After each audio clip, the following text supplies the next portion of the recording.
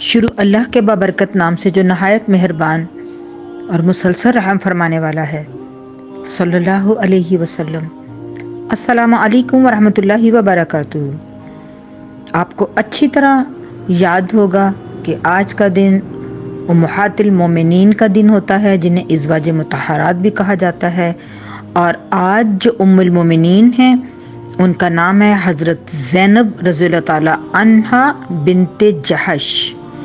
نام زینب، کنیت ام الحکم، ان کا تعلق قریش کے خاندان اسد بن خزیمہ سے تھا۔ سلسلہ نسب یہ ہے: زینب رضی اللہ تعالی عنہا بنت جحش بن رماب بن یعمر بن صبرہ بن مرہ بن کثیر بن غنم بن دودان بن اسد بن خزیمہ۔ ماں کا نام امیمہ بنت عبد المطلب تھا، جو رسول کریم صلی اللہ علیہ وسلم کی پھوپھی تھی۔ اس لحاظ سے حضرت زینب رضی اللہ تعالی عنہا رسول کریم صلی اللہ علیہ وسلم کی پھوپھی ذات بہن تھیں۔ حضرت زینب رضی اللہ تعالی عنہا ان خوش قسمت لوگوں میں سے تھیں جنہوں نے سابقون الاولون بننے کا شرف حاصل کیا۔ 13 ہجری بعد بعثت میں اپنے اہل خاندان کے ہمراہ ہجرت کر کے مدینہ تشریف لے گئیں۔ حضرت زید رضی اللہ تعالی عنہ بن حارثہ رسول کریم صلی اللہ علیہ وسلم کے آزاد کردہ غلام اور منہ بولے بیٹے تھے۔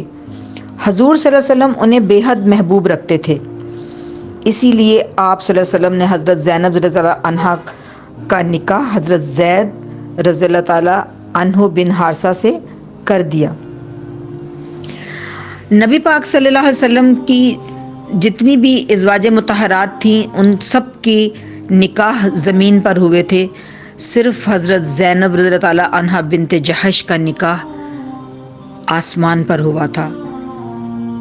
علامہ ابن سعد رحمۃ اللہ نے لکھا ہے کہ حضرت زینب رضی اللہ تعالی عنہا کو بعض وجوہ کی بنا پر یہ رشتہ پسند نہ تھا، اس لیے انہوں نے نکاح سے پہلے رسول کریم صلی اللہ علیہ وسلم سے عرض کی: یا رسول اللہ صلی اللہ علیہ وسلم، میں زید رضی اللہ تعالی عنہ کو اپنے لیے پسند نہیں کرتی، لیکن حضور صلی اللہ علیہ وسلم اس نکاح میں بہتری سمجھتے تھے، اس لیے آپ صلی اللہ علیہ وسلم کی منشا کے مطابق حضرت زید رضی اللہ تعالی عنہ کا عقد حضرت زینب رضی اللہ تعالی عنہ سے ہو گیا، لیکن دونوں میں نباہ نہ ہو سکا۔ تقریباً 1 برس بعد حضرت زید رضی اللہ تعالی عنہ نے رسول کریم صلی اللہ علیہ وسلم کے پاس شکایت کی کہ یا رسول اللہ صلی اللہ علیہ وسلم، زینب مجھ سے زبان درازی کرتی ہے، میں اسے طلاق دینا چاہتا ہوں۔ حضور صلی اللہ علیہ وسلم نے انہیں سمجھایا کہ طلاق اللہ تعالیٰ کے نزدیک پسندیدہ فعل نہیں ہے۔ سورہ احزاب کی اس آیت میں اسی طرف اشارہ ہے۔ آیت نمبر 37 میں ترجمہ سن لیجئے: اور جب کہ تم اس شخص سے جس پر اللہ نے اور تم نے احسان کیا یہ کہتے تھے کہ اپنی بیوی کو نکاح میں رکھو اور اللہ سے ڈرو۔ بہرحال حضرت زید رضی اللہ تعالی عنہ اور حضرت زینب رضی اللہ تعالی عنہا کا نباہ نہ ہونا تھا، نہ ہوا، اور حضرت زید رضی اللہ تعالی عنہ نے بالآخر حضرت زینب رضی اللہ تعالی عنہا کو طلاق دے دی۔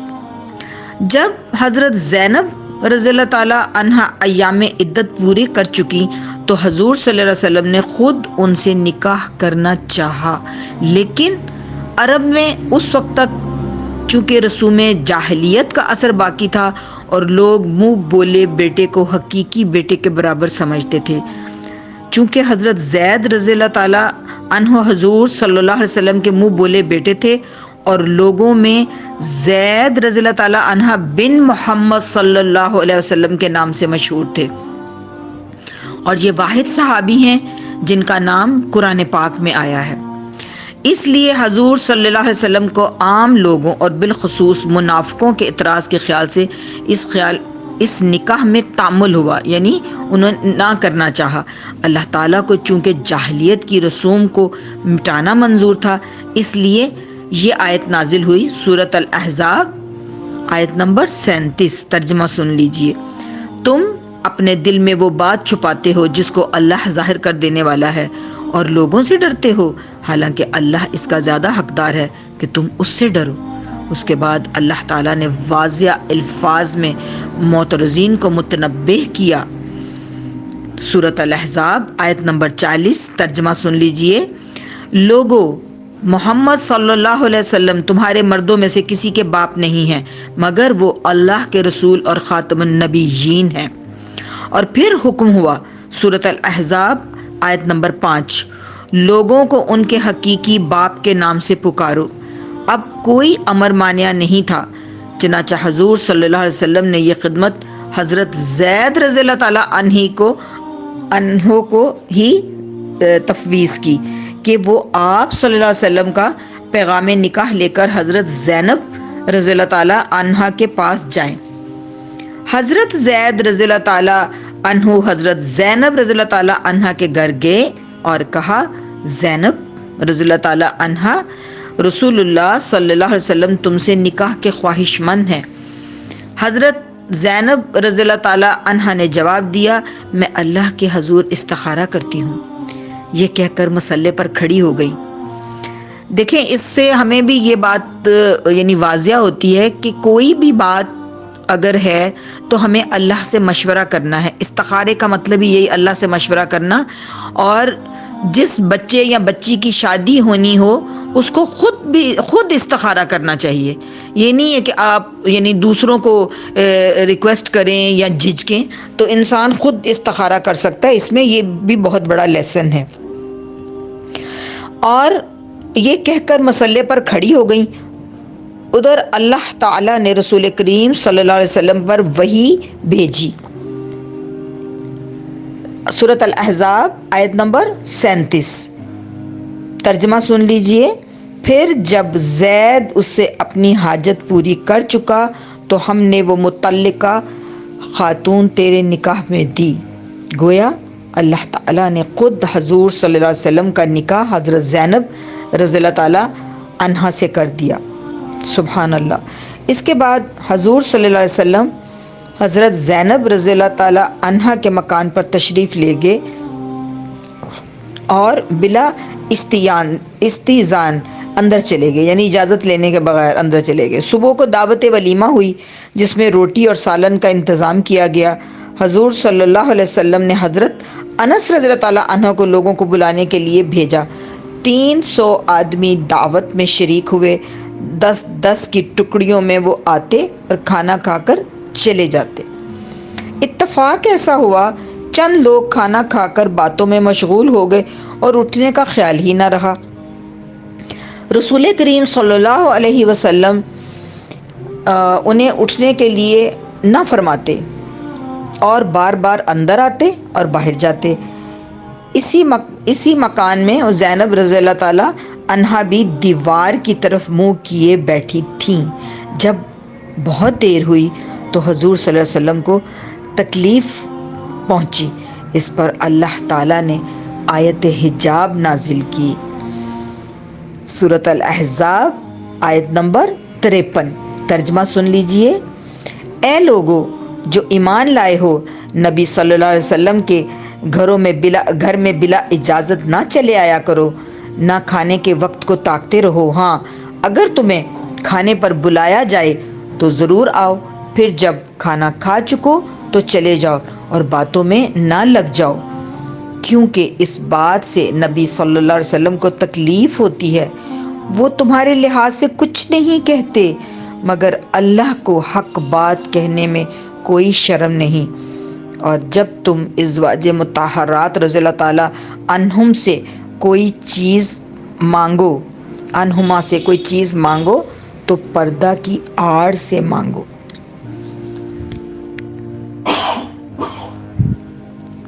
اس آیت کے نزول کے بعد حضور صلی اللہ علیہ وسلم نے مکان کے دروازے پر پردہ لٹکا دیا اور لوگوں کو گھر کے اندر داخل ہونے کی ممانعت ہو گئی۔ حضرت زینب رضی اللہ تعالیٰ عنہا کا نکاح کئی خصوصیات کا مظہر تھا، جن میں نمبر 1 جاہلیت کی رسم کے متبنہ حقیقی بیٹے کا درجہ رکھتا ہے مٹ گئی۔ نمبر 2 لوگوں کو حکم ہوا کہ کسی کو حقیقی باپ کے علاوہ دوسرے منہ بولے باپ کے ساتھ منسوب نہ کرو۔ نمبر 3، اللہ تعالیٰ نے حضرت زینب رضی اللہ تعالیٰ عنہا کا نکاح وحی کے ذریعے کیا۔ نمبر 4، نہایت شاندار ولیمہ کیا گیا، بکثرت لوگوں نے شکم سیر ہو کر کھانا کھایا۔ نمبر 5، اس موقع پر آیت حجاب نازل ہوئی اور پردے کا رواج ہوا۔ یعنی یہ آپ دیکھیں، یہ پانچوں باتیں جو ہیں وہ ہمارے لیے سبق ہیں کہ اگر خدا نہ خواستہ کوئی ایسی صورتحال آ جاتی ہے تو ہم نے کیا کرنا ہے اور کیا نہیں کرنا۔ لوگوں سے نہیں ڈرنا، اللہ سے ڈرنا ہے۔ تو یہ سارے ہمارے لیے ہی اس میں درس ہیں، سبق ہیں ہمارے لیے، تاکہ ہمیں اللہ تعالیٰ آسانیاں دیتا ہے، ہمارا دین آسان ہے۔ یہی خصوصیات تھیں جن کی بنا پر حضرت زینب رضی اللہ تعالی عنہا کو حضرت عائشہ صدیقہ رضی اللہ تعالی عنہا سے ہمسری کا دعویٰ تھا۔ حضرت زینب رضی اللہ تعالی عنہا نہایت دیندار، پرہیزگار، حق گو اور مخیر تھی۔ ان کی عبادت و زہد کا خود رسول کریم صلی اللہ علیہ وسلم کو اعتراف تھا۔ حافظ ابن حجر رحمۃ اللہ نے الاصابہ میں لکھا ہے کہ ایک دفعہ حضور صلی اللہ علیہ وسلم مہاجرین کی ایک جماعت میں مال غنیمت تقسیم فرما رہے تھے۔ حضرت زینب رضی اللہ تعالیٰ عنہا بھی اس موقع پر موجود تھی۔ انہوں نے کوئی ایسی بات کہی جو حضرت عمر فاروق رضی اللہ تعالیٰ عنہ کو ناگوار گزری۔ انہوں نے ذرا تلخ لہجے میں حضرت زینب رضی اللہ تعالیٰ عنہا کو دخل دینے سے منع کیا۔ رسول کریم صلی اللہ علیہ وسلم نے فرمایا، عمر رضی اللہ تعالیٰ عنہ، ان سے کچھ نہ کہو، یہ افواہ یعنی بڑی عبادت گزار اور اللہ سے ڈرنے والی ہیں۔ دیکھیں، اس سے یہ بھی سبق حاصل ہوتا ہے کہ اگر بیوی حق پر ہے تو شوہر کو اس کا فیور کرنا چاہیے، یہ نہیں دیکھنا چاہیے کہ اس کے سامنے کون ہے۔ یہ سارے سبق ہیں جو ہمیں اپنے نبی پاک صلی اللہ علیہ وسلم کی سیرت نبوی سے ملتے ہیں اور ہمیں ان پر عمل کرنا چاہیے۔ حضرت عائشہ صدیقہ رضی اللہ تعالیٰ عنہا نے ان کے متعلق فرمایا ہے، میں نے دین کے معاملہ میں زینب رضی اللہ تعالیٰ عنہا سے بہتر کوئی عورت نہیں دیکھی۔ واقعہ افک میں حضرت زینب رضی اللہ تعالیٰ عنہا کی حقیقی بہن حمنہ رضی اللہ تعالیٰ عنہا بنت جحش بھی غلط فہمی کا شکار ہو گئی تھی، لیکن جب رسول کریم صلی اللہ علیہ وسلم نے حضرت زینب رضی اللہ تعالیٰ عنہا سے حضرت عائشہ رضی اللہ تعالیٰ عنہا کے متعلق استفسار کیا تو انہوں نے صاف صاف کہہ دیا، میں عائشہ رضی اللہ تعالیٰ عنہا میں بھلائی کے سوا کچھ نہیں پاتی۔ کتنی زبردست، کتنی اچھی بات ہے۔ دیکھیں، یہ بھی ایک بہت بڑا سبق ہے۔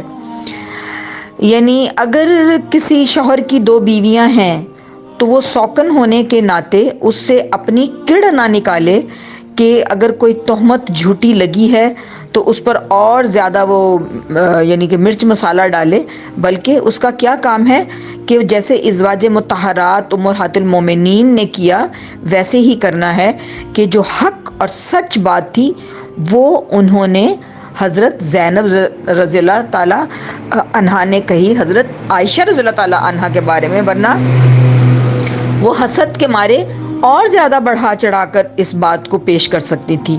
لیکن جو اللہ والے ہوتے ہیں وہ کبھی ایسا کام نہیں کرتے، کیونکہ انہیں معلوم ہے ایک دن انہیں اللہ کے آگے جواب دہ ہونا ہے۔ بڑی خوبصورت انہوں نے بات کہی کہ میں عائشہ رضی اللہ تعالیٰ عنہا میں بھلائی کے سوا کچھ نہیں پاتی۔ ابن سعد رحمۃ اللہ کا بیان ہے کہ ایک دفعہ رسول کریم صلی اللہ علیہ وسلم نے ازواج مطہرات کو مخاطب کر کے فرمایا، تم میں سے وہ مجھے جلد ملے گی جس کا ہاتھ سب سے لمبا ہوگا۔ یعنی یہاں پر لمبا ہاتھ سے مراد حضور صلی اللہ علیہ وسلم کی تھی فیاضی، یعنی جو بہت فیاض، یعنی ہاتھ کھلا رکھنے والی، بانٹنے والی چیزیں مٹھی بند کر کے نہیں رکھتی تھیں وہ۔ حضرت زینب رضی اللہ تعالیٰ عنہ بہت فیاض اور مخیر تھیں، چنانچہ اس پیش گوئی کا مصداق ثابت ہوئیں اور حضور صلی اللہ علیہ وسلم کے تمام ازواج مطہرات میں سب سے پہلے انہوں نے ہی وفات پائی۔ حضرت زینب رضی اللہ تعالیٰ عنہ خود اپنے دست و بازو سے روزی کماتی تھی، وہ فن دباغت جانتی تھی، اس سے جو آمدنی ہوتی تھی اللہ کی راہ میں صدقہ کر دیتی تھی۔ اللہ اکبر!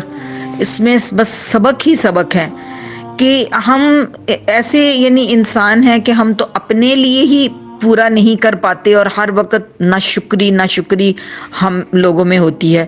اور ان کا دیکھے کیا مزاج تھا اور کیا ان کی بڑائی کہ وہ لوگوں کو دینے کی خاطر خود محنت کرتی تھی اور جو اپنے ہاتھ سے رزق حلال کماتی تھی وہ سب اللہ کی راہ میں صدقہ کر دیتی تھی. اللہم اجعلنا منہم، اللہ تعالی ہمیں بھی ان میں سے بنائے، ہم بھی ایسی ہی بنے. حضرت عمر فاروق رضی اللہ تعالیٰ عنہ نے اپنے عہد خلافت میں تمام امہات المومنین کا خطیر یعنی کافی زیادہ وظیفہ مقرر کر دیا تھا. حضرت زینب رضی اللہ تعالیٰ عنہا یہ وظیفہ ملتے ہی حاجت مندوں میں تقسیم کر دیا کرتی تھی. ایک دفعہ سالانہ وظیفہ ملا تو اس کو اپنے رشتہ داروں اور یتیموں میں تقسیم کر کے دعا کی، اے اللہ آئندہ یہ مال مجھ کو نہ ملے کیونکہ یہ فتنہ ہے. حضرت عمر رضی اللہ تعالیٰ عنہ کو معلوم ہوا تو آپ نے فرمایا زینب رضی اللہ تعالیٰ عنہا بڑی مخیر ہیں. پھر مزید 1000 دھرم حضرت زینب رضی اللہ تعالیٰ عنہا کی خدمت میں بھیجے. انہوں نے وہ بھی فوراً خیرات کر دی. اللہ اکبر. حضرت زینب رضی اللہ تعالیٰ عنہا نے 53 برس کی عمر میں 20 ہجری میں وفات پائی. ان کے انتقال سے مدینہ کے فقراء و مساکین میں حشر برپا ہو گیا کیونکہ وہ ان کی مربی و دستگیر تھی. وفات کے وقت سوائے ایک مکان کے کوئی ترکہ نہ چھوڑا، سب کچھ اپنی زندگی میں راہ اللہ میں لٹا چکی تھی. وفات سے کچھ دیر پہلے وصیت کی کہ مجھے تابوت رسول صلی اللہ علیہ وسلم پر اٹھایا جائے. چنانچہ ان کی وصیت پوری کی گئی. وفات کے دن شدید گرمی تھی. حضرت عمر رضی اللہ تعالیٰ عنہ نے قبر کی جگہ پر خیمہ لگوا دیا. نماز جنازہ فاروق اعظم رضی اللہ تعالیٰ عنہ نے پڑھائی. حضرت محمد رضی اللہ تعالیٰ عنہ بن عبداللہ بن جہش، اسامہ رضی اللہ تعالیٰ عنہ بن زید رضی اللہ تعالیٰ عنہ، عبداللہ بن ابی احمد اور محمد بن طلحہ رضی اللہ تعالیٰ عنہ نے قبر میں اتارا. حضرت عائشہ رضی اللہ تعالیٰ عنہا نے ان کی وفات پر فرمایا نیک بخت بے مثل خاتون چلی گئیں اور یتیموں اور بیواؤں کو بے چین کر گئیں. حضرت زینب رضی اللہ تعالیٰ عنہا بنت جہش سے 11 حدیثیں منقول ہیں جن کے راویوں میں حضرت ام حبیبہ رضی اللہ تعالیٰ عنہا اور زینب رضی اللہ تعالیٰ عنہا بنت ابی سلمہ رضی اللہ تعالیٰ عنہا وغیرہ شامل ہیں. رضی اللہ تعالیٰ عنہا.